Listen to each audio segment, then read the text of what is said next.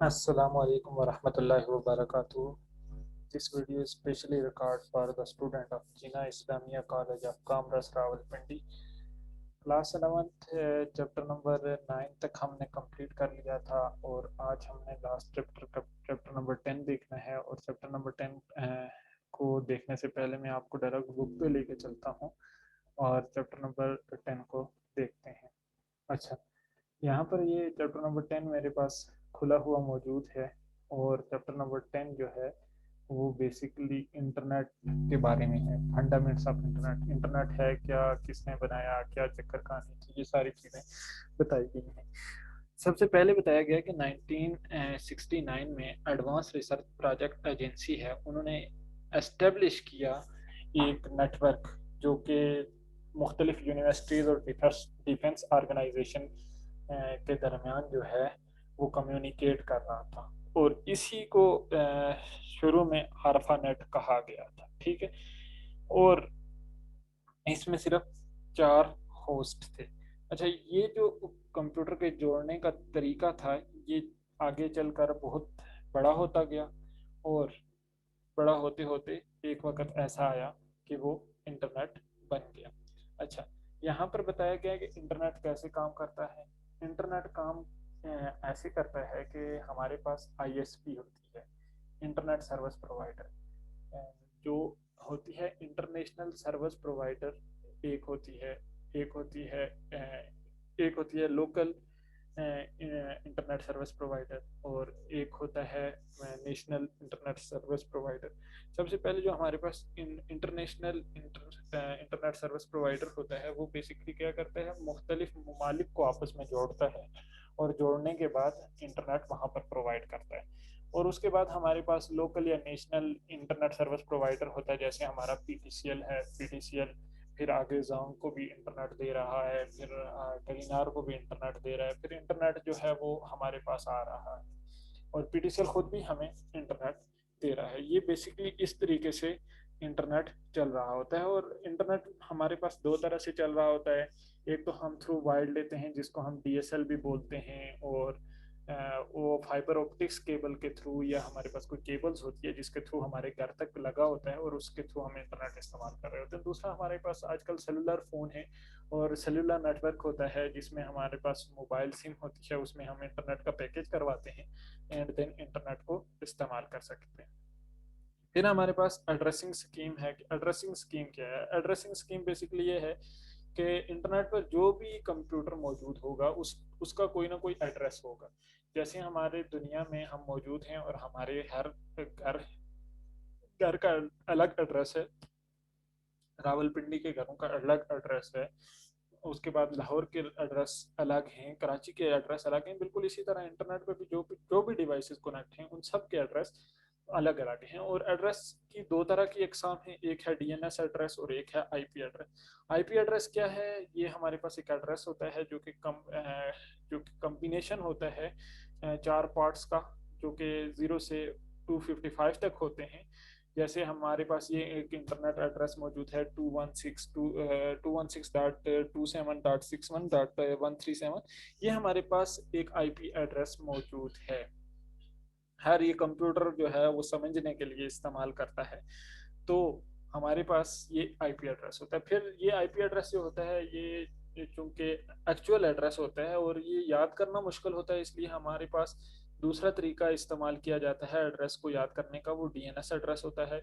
जैसे हमारे पास www.google.com एक डीएनएस एड्रेस है, फिर हमारे पास youtube.com एक डीएनएस एड्रेस है, फिर हमारे पास facebook.com एक डीएनएस एड्रेस है। और फिर यहाँ पर उन्होंने कहा है कि हमारे पास कुछ डोमेन्स होती हैं, जैसे .com है तो ये बिजनेस के लिए इस्तेमाल की जाती है। और अगर एजुकेशन की डोमेन है, मतलब एजुकेशन की आप कोई वेबसाइट खोलना चाह रहे हैं तो .edu लिखा हुआ आएगा, जैसे हमारे पास अक्सर होता है ना। मैं एयर यूनिवर्सिटी की बात करूं तो वहाँ पर लिखा होता है www.au.edu.pk। और अगर इस्लामिक यूनिवर्सिटी की बात करें तो iiu.edu.pk, इस तरह की चीज़ें लिखी होती हैं। और फिर जीओवी जो है वो गवर्नमेंट ऑर्गेनाइजेशन के लिए होती है, जैसे Pakistan dot G O V dot dot G O V sorry Pakistan dot G O V. फिर मिनिस्ट्रीज के लिए भी होती हैं कुछ, सॉरी मिलिट्री के लिए होती हैं MIL। और फिर और ऑर्गेनाइजेशन के लिए भी होती हैं। फिर हमारे पास वेब ब्राउजिंग होती है। वेब ब्राउजिंग बेसिकली क्या होती है कि हमारे पास एक ब्राउज़र होता है जिससे हम इंटरनेट को एक्सेस करते हैं।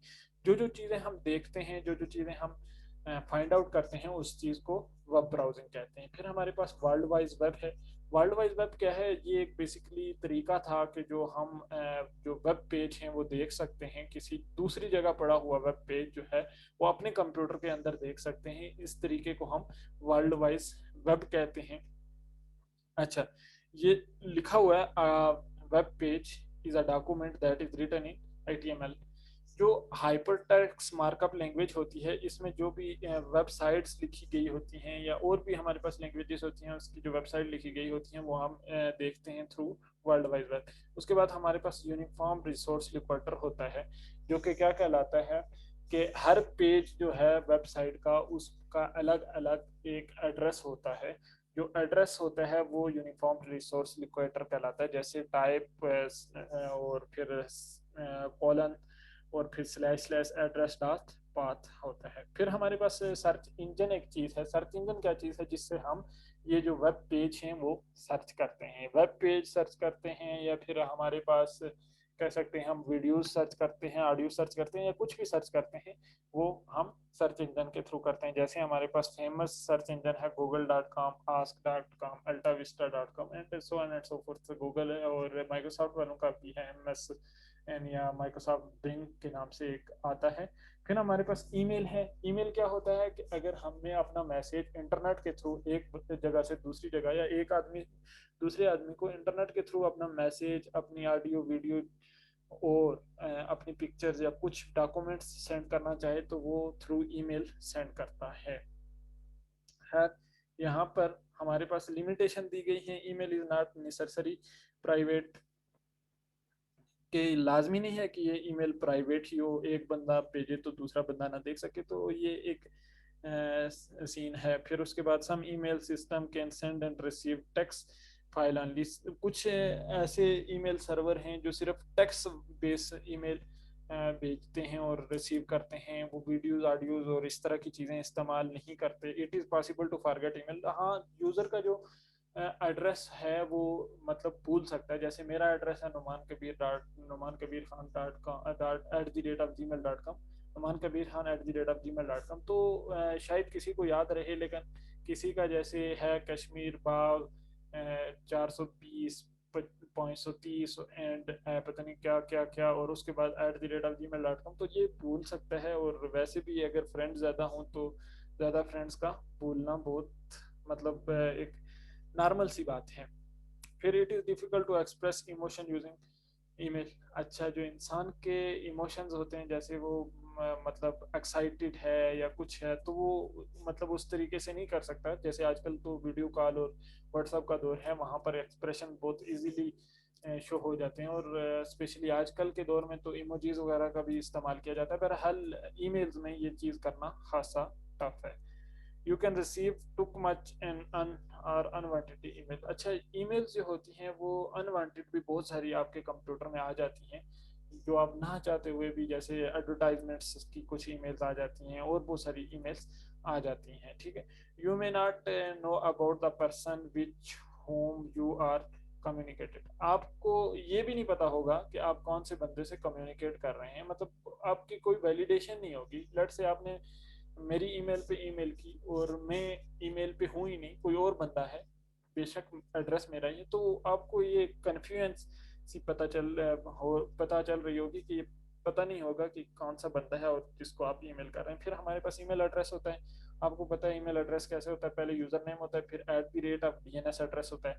जैसे हमारे पास होता है gsm@yahoo.com, parkcrick@hotmail.com, info@pdcl.com.pk, तो ये ईमेल एड्रेस होता है। फिर हमारे पास न्यूज़ ग्रुप होता है, जो बेसिकली सिंपल हमारी जो न्यूज़ होती हैं दुनिया की, वो न्यूज़ को फैलाने के लिए इस्तेमाल किया जाता है। और इसमें हमारे पास जो प्रोटोकॉल होता है NMTP, ये नेटवर्क न्यूज़ ट्रांसफ़र प्रोटोकॉल होता है, जो कि इस्तेमाल किया जाता है। तो बेसिकली न्यूज़ ग्रुप जो होती है वो ये होती है कि हमारे पास जो न्यूज़ होती हैं वो कैसे फैलाई जा सकती हैं, मतलब न्यूज़ को कैसे देखा जा सकता है इंटरनेट पर, तो ये चीज़ न्यूज़ ग्रुप भी कहलाता है। तो इसी के साथ आज का लेक्चर एंड होता है। तो अपना बहुत सारा ख्याल रखिएगा, दुआओं में हमें याद रखिएगा। अल्लाह हाफिज़।